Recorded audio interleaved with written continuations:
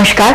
हर खबर की नब्ज टटोलते हुए प्रोग्राम आंखों देखी में स्वागत है आपका, जिसमें खासकर देखिए कानून और अपराध जगत की आज की ताजा खबरें। तो पहले आज की आंखों देखी क्राइम कानून रिपोर्ट की सुर्खियां। अमृतसर में शिरोमणि अकाली दल मान प्रमुख सिमरनजीत सिंह मान देशद्रोह के आरोप में गिरफ्तार। राजस्थान टोंक में कल पुलिस फायरिंग में 5 ग्रामीणों की मौत के विरोध में आज कई जगह चक्का जाम। राज्य सरकार ने किया मुआवजे का ऐलान। पंजाब हरियाणा हाईकोर्ट में काले हिरण के शिकार के आरोपी नवाब पटौदी की जमानत याचिका पर सुनवाई 17 जून तक टली। उत्तर प्रदेश लखीमपुर में एक दरिंदे ने अपनी ही माशूका के 2 मासूम बच्चों को मौत की नींद सुला दिया। भिवानी हरियाणा में गुंडों ने एक व्यक्ति को हथौड़े से पीट कर मार डाला। और बेंगलोर में खुशबूदार अगरबत्तियों का कारोबार चल रहा है गंदगी के ढेर पर। ये सब खबरें आप देखेंगे हमारी आज की आंखों देखी क्राइम कानून रिपोर्ट में। लेकिन पहले हमारा स्थायी सेगमेंट इंसाफ का तराजू, जिसमें हम रोज उठाते हैं एक जलता सवाल। और आज का सवाल है भ्रूण के लिंग की जांच को अपना अधिकार बताने वाली याचिका है गलत या सही।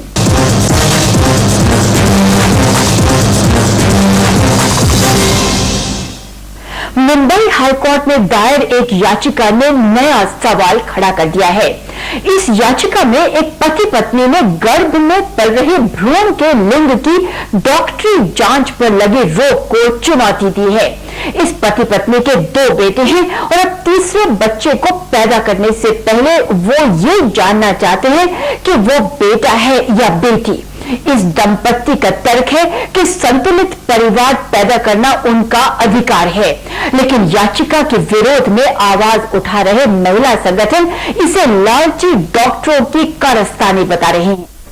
मुंबई हाई कोर्ट में दायर एक विचित्र याचिका ने महिला संगठनों को आंदोलित कर दिया है। एक दंपत्ति ने अदालत में गुहार लगाई है कि गर्भ में पल रहे बच्चे की लिंग जांच पर लगी सरकारी रोक हटा ली जाए। 2 बेटों के इस मां बाप ने पारिवारिक संतुलन के लिए तीसरे बच्चे की लिंग की जांच कराने की अनुमति चाहिए है। हालांकि अदालत ने अभी इस पर कोई आदेश नहीं दिया है, पर महिला संगठनों ने इस याचिका को ही अवैध करार देना शुरू कर दिया है। उनका आरोप है कि कुछ लालची डॉक्टर अपना धंधा चमकाने के लिए ये सब कर रहे हैं और याचिका के पीछे उनका ही दिमाग है। याचिका में परिवार के संतुलन का तर्क दिया गया है, जबकि महिला संगठनों के मुताबिक लिंग परीक्षण की अनुमति से भ्रूण हत्याएं बढ़ेंगी। क्या सचमुच गर्भ में पल रहे बच्चे के सेक्स का पता लगाना माता पिता का अधिकार है, या क्या ऐसी याचिकाओं के पीछे लालची दिमाग हैं? इन्हीं सवालों पर है हमारी आज की बहस।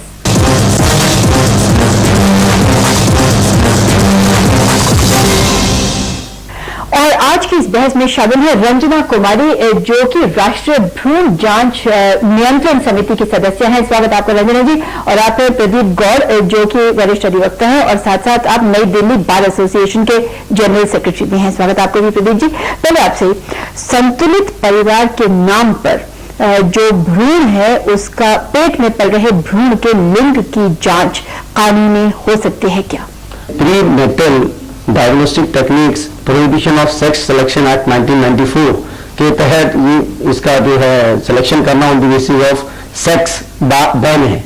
इसको आप कोई भी जो डायग्नोस्टिक सेंटर्स हैं जेनेटिक लेकिन आप जानते हैं कि मुंबई में एक दंपत्ति ने कहा है कि उनका ये कानूनी हक है, उनका ये अधिकार है कि संतुलित परिवार हो। तो क्या ये कानूनी हो सकता है? नहीं, कानून के हिसाब से इस पे बैन है। इवन जो अपने सेंटर्स भी हैं, डायग्नोस्टिक सेंटर्स हैं, उनमें भी जो टेस्ट करने के कुछ कारण है जिसमें आप टेस्ट कर सकते हैं। कोई जेनेटिक डिसेबिलिटी है, कोई अबनॉर्मलिटी है, कोई डिसीज को अगर आपने देखना है उसके लिए होता है। तो आप कहें कि सिर्फ बीमारी की जांच करने के लिए। तब तक रंजना आपसे पूछे कि देखिए ये जो दंपत्ति है मुंबई में, वो ये कह रहे हैं पति पत्नी कि हमारे 2 बेटे हैं, तीसरी औलाद जो हमारी है हम ये चाहते हैं कि वो बेटी हो।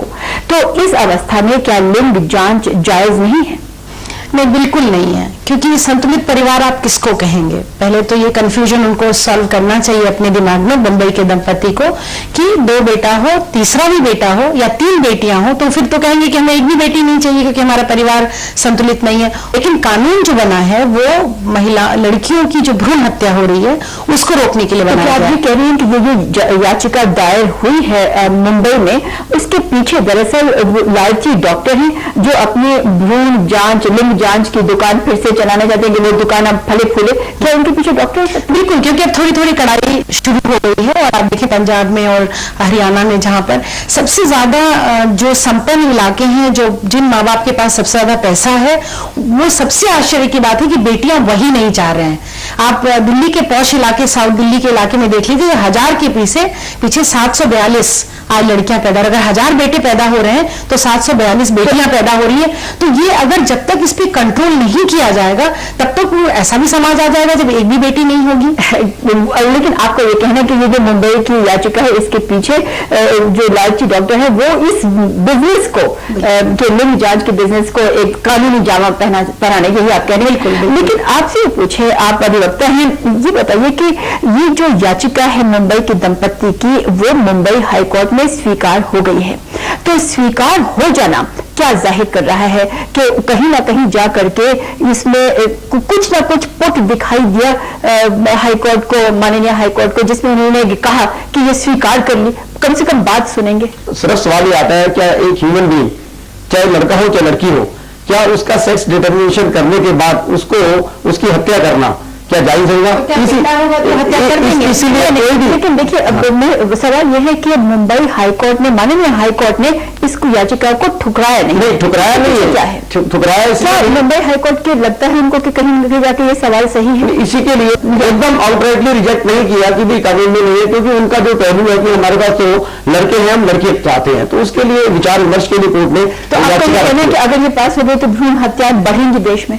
बिल्कुल, जब हमने लीगल बैन दे रखा है और अगर लीगली इसको अलाउ कर दिया जाएगा तो बात वही आ जाएगी, चाहे लड़का हो चाहे लड़की हो। मैं बिल्कुल सहमत हूँ कि अगर आप मान लीजिए कोर्ट ने ये फैसला कल को दे दिया कि हाँ ठीक है, वो जांच करा के सेक्स डिटर्मिनेशन करवा सकते हैं कि बेटा है कि बेटी है, अगर वो ये करवा सकते हैं तो खुली छूट हो जाएगी, फिर इस कानून का कोई मतलब ही नहीं रहेगा। इसका मतलब ये हुआ कि जो भी फैसला बंबई हाईकोर्ट लेने जा रही है या लेगी, अभी तो सिर्फ याचिका ही दायर हुई है, लेकिन मुझे लगता है कि इसको रिजेक्ट करना चाहिए इस तरह की अपील को। वंदना, आप खुद ही कह रही हैं कि आज भी ये जो हमारा कानून है कि भ्रूण हत्या न हो, वो 100% नहीं पालन हो रहा है। उसका क्या करना होगा जिससे वो 100% उसका पालन हो और कोई भी ऐसी हमें चर्चा का विषय कभी मिले ही ना?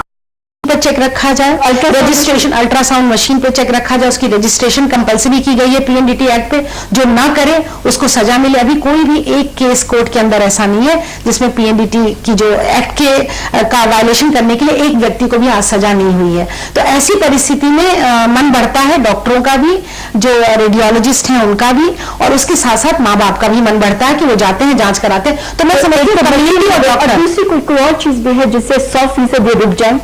नहीं, दूसरी 100% तो मानसिकता बदलने की बात है ना, माइंड सेट जो है कि माइंड सेट है कि बेटा चाहिए, सन प्रेफरेंस का जो हमारा समाज है, इसमें बेटी चाहिए। इस केस में तो बेटी चाहिए, लेकिन नॉर्मली बेटी तो वो एक कह रहे हैं कि उन्हें बेटी चाहिए। भाई 2 बच्चे हैं और अमूमन 2 बच्चों से भी परिवार पूरा हो जाता है। और अगर आप फैमिली स्टेबलाइजेशन प्रोग्राम हिंदुस्तान का देखिए तो 2 बच्चों की बात कही जा रही है। आप कह रहे हैं कि पिछले दरवाजे से ये फिर से भ्रूण हत्याएं वापस लाने की बात है। आप दोनों को यहाँ आने के लिए बहुत बहुत धन्यवाद।